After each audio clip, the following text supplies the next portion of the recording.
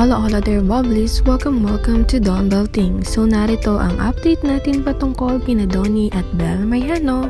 So kinagaliwan ng karamihan ang bagong TikTok post ni Bel Mayano dahil si Bel Mayano ay nag-TikTok habang ito'y pauwi at syempre traffic. Samantala ngayong araw mukhang magkasama ang dalawa dahil magkasama ang dalawa sa isang photoshoot ng close-up, kaya naman hintayin natin ang iba pang ayuda patungkol sa kanilang photoshoot.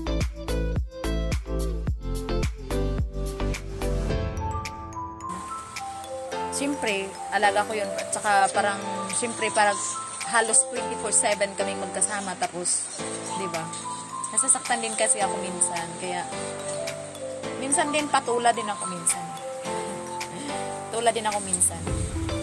Kaya kapag may mga time na ganyan, tapos meron din yung time na magsama kami, tapos may mga may mga tawag niyan, yung mga hablot-hablot, yung parang nananakit. May mga ganyan talaga. Minsan din nakikipaglaban din ako kasi diba, parang iwan ko ba, hindi ko na lang talaga ma-explain sa mga yan. Masaya siguro sila ng ganun. Syempre alaga ko yun.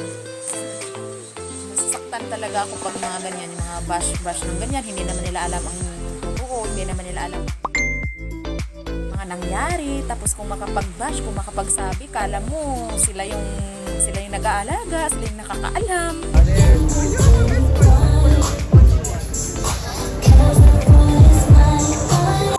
So yun lamang ang chika natin patungkol kina Donnie Pangilinan at Bel Mayano. Thank you for watching this video and don't forget to subscribe for more Don Bell updates. See you on my next one. Bye-bye!